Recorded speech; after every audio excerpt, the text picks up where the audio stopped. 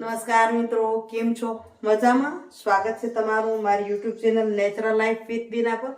મિત્રો, સવારના આપશો ને જય લક્ષ્મી, જય સ્વામિનારાયણ, જય જીનેન્દ્ર, જય હાટકે, જય જલારામ, જય ઠાકરધણી, હરિઓમ અને જય માતાજી મહાદેવ હર.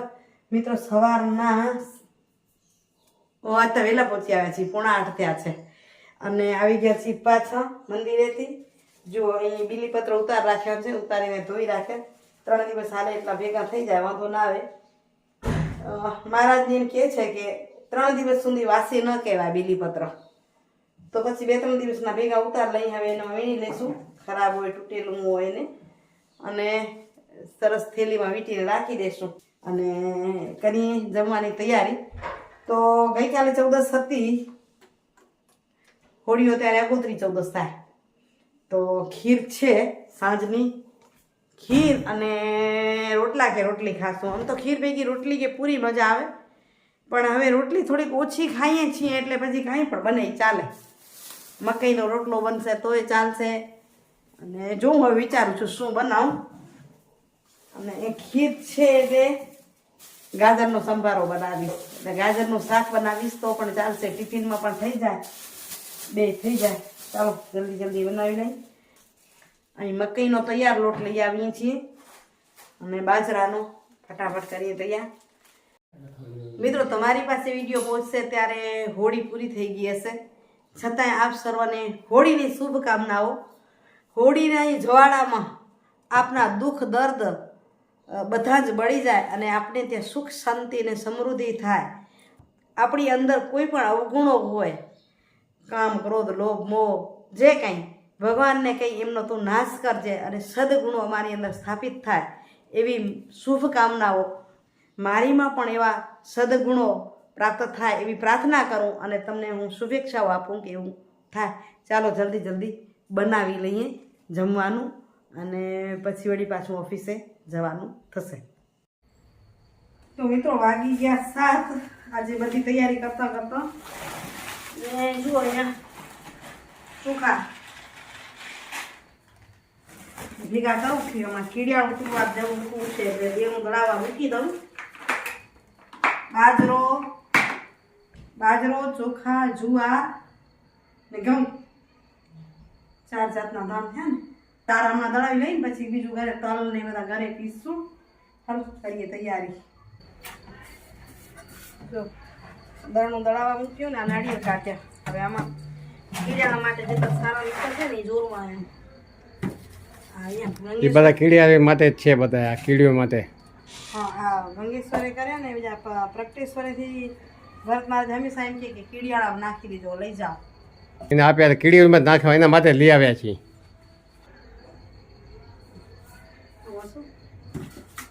કોક બોલે રા, કોક નથી બોલતા.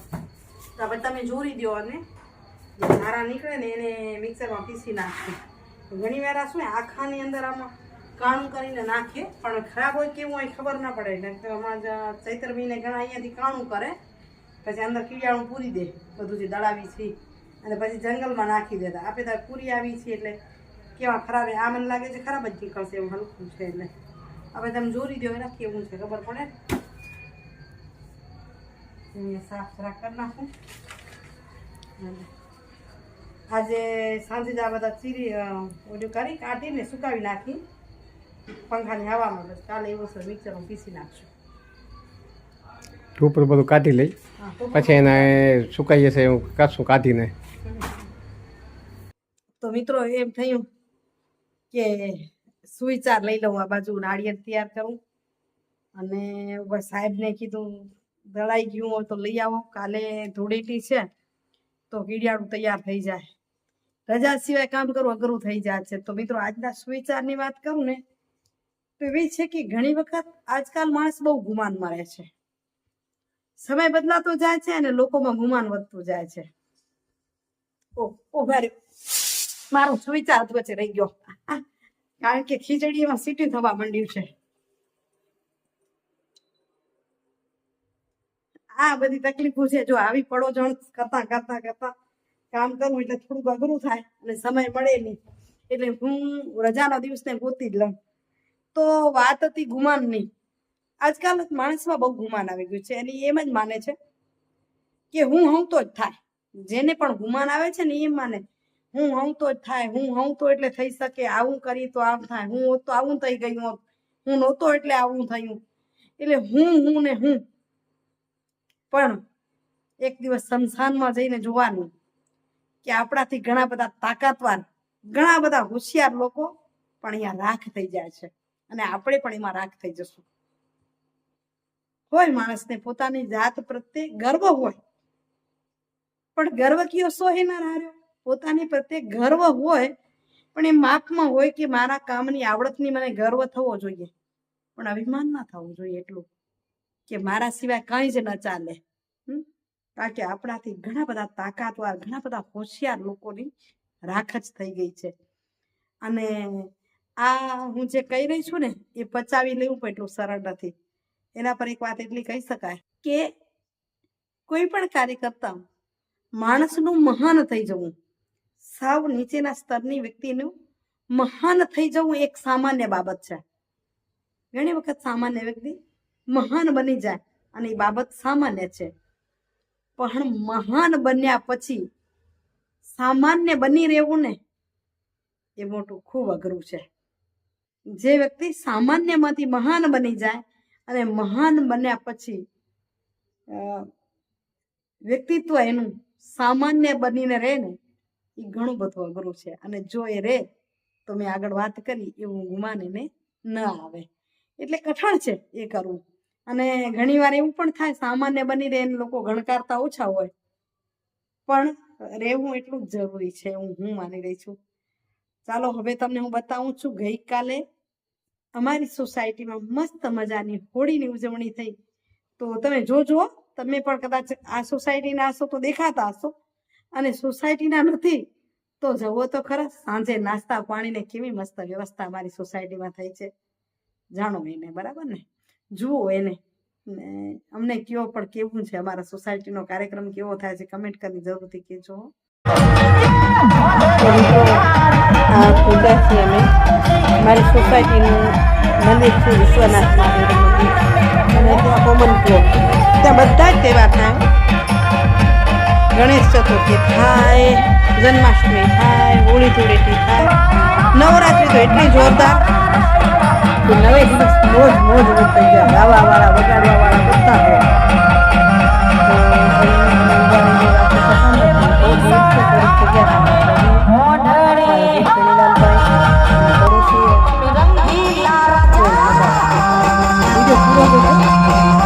પ્રસાદી બરવાય છે, એમાં પાણી પણ છે, ખાયડા નાટાવે છે.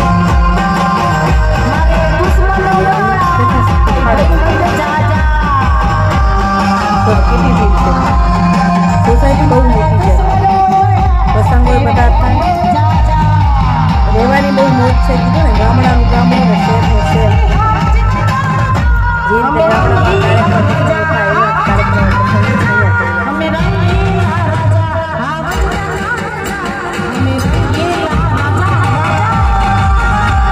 જોરદાર કેટલી મોટી હોળી થઈ છે.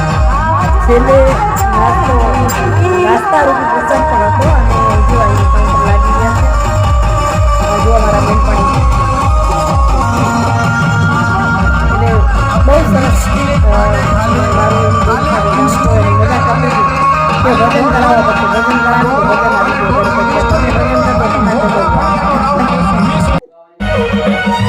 પૂરેપૂરા વિડીયો જુઓ આખો.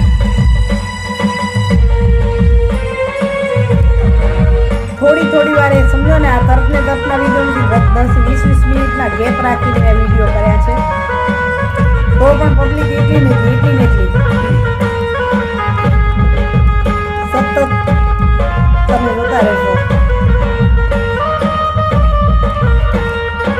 અમારી અહીંયા વિશ્વનાથ મહાદેવનું મંદિર છે અને બાજુમાં પંચદેવ છે, જેમાં ક્ષેત્રબા દાદા છે, લક્ષ્મી નારાયણ છે, જલારામ બાપા છે, રણુજરાજી છે અને શીતળા માતા છે. અને હમણાં જ પ્રાણ પ્રતિષ્ઠા થઈ એવા શંકર મોચન હનુમાનજી મહાદેવનું મહારાજનું મંદિર બનાવ્યું છે. એટલે યાત્રા કરો, પ્રવાસ કરો, તીર્થ કરો, બધું અહીં થઈ રહે તમારી પાસે.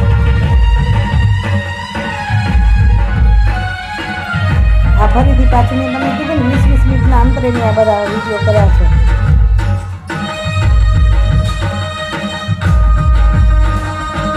તમારે ત્યાં કઈ રીતે શું થાય છે ચોક્કસથી કહેજો. અમારે તો આટલી સરસ થાય.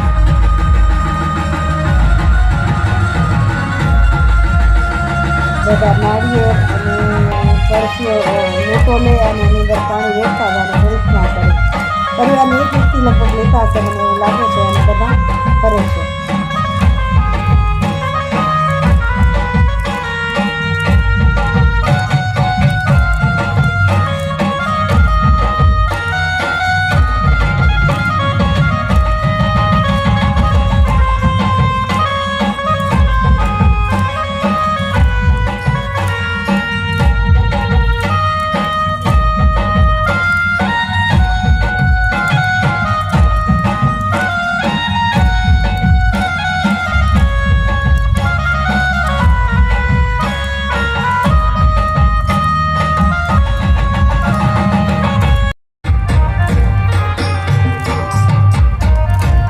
ઘણો સમય રહી ગયો એટલે ભીડ થોડી ઓછી થઈ અને મારા પડોશી દીકરાના જે લગ્ન હતા એ આવે છે, એ હોળી ફેરો કરી રહ્યા છે. એનું પરિવાર ખાસ છે આપણે જોયું. અને અહીં હવે નાસ્તા રૂપી પ્રસાદ બધા લઈ રહ્યા છે, ઇડલી અને સંભાર. ત્યાં સામે બતાવ્યું કાઉન્ટર બહેનોનું ભાઈઓનું હતું અને આ બાજુ તમને બહેનોની લાઈન બતાવું. ત્યાં કે બહેનો સાથે છે ને બાળકો ભેગા હોય તો એના કારણે આ બાજુ સંખ્યા વધી જાય. અહીં રસલાબા પણ ઊભા છે. વિડીયો કરતી એટલે મારી રાહ જોઈએ બિચારો જાય ક્યાં નીકળે છે. એના આગળ ત્યાં નીકળાય. અમારા મહિલા મંડળના પ્રમુખ પુષ્પાબેન હવે એ ઉભા રહ્યા લાઈનમાં. તમને બતાવું મારા શું કહેવાય કે સોસાયટીના કમિટીના ભાઈઓ બહુ સરસ મહેનત કર્યો. સરસ ખુરશીઓ અને સારી રીતે કાર્યક્રમ થઈ રહ્યા છે. સરસ મજાના કામ થાય ત્યાં આનંદ થાય. આ પણ અમારા પડોશી છે મીનાબેન રાજપૂત. એ ગુલિયાડીના દીકરી છે એટલે મારા બેન છે. જો હશે છે મીનાબેન કહે છે આવો આવો લઈ. ઇડલી અને સંભાર, ચટણી પણ હતી. એટલે ખરેખર થઈ ગઈ મોજે મોજ. અને આ છે મદનપુરા ગામના મૂળ અને હવે અહીં રહે છે શારદાબેન. મને કહે છે કોઈ નહીં જોઈએ તો મારા બેન તો જોશે આ વિડીયો. એટલે એમના બેન પણ જોતા હશે પણ મારા બેન છે જે એ એમના બેન પણ થાય. મારા બેન મોટા બેન રંજનબેન છે ને એ અને શારદાબેન ખાસ બેન પણ થાય. એમનો દીકરો જય લગભગ મને એ ઓફિસે પેડ મેળવા મને મદદ કરતો હોય. માસી હાલો પેડી આવે, માસી ઓફિસથી પણ પેડી આવે એવું હોય છે. આપણે હવે ઘરે જઈએ. તો મિત્રો એ કાર્યક્રમ બતાવ્યો અને હવે એ વિડીયોનું કરું છું એમની. કેવો લાગ્યો આજનો વિડીયો? આશા રાખું છું કે ગમ્યો હશે, કારણ કે આજના દિવસનો તો શોર્ટ જ થયો. જલ્દી જલ્દી કામ પતાવ્યું, ઓફિસે ગઈ, ઘરે આવી અને કીડિયાળાની તૈયારી કરી. એ જ કામ હતું. હજુ કંઈક કરવા જાઉં તો વિડીયો નથી બની શકતો, એડિટિંગ કરવાનો સમય નથી મળતો. ગઈકાલે પણ તમારી સાથે નથી મળી શકાયું, ગેપ આવ્યો છે ને. તો અહીં વિડીયોનું કરું એન્ડિંગ. કાલે મળીશ વળી પાછા સરસ મજાના વિડીયો સાથે. ત્યાં સુધી આપશોને જય શ્રી કૃષ્ણ, જય જય ગુજરાત, જય ભારત અને જય હિન્દ. Bye bye.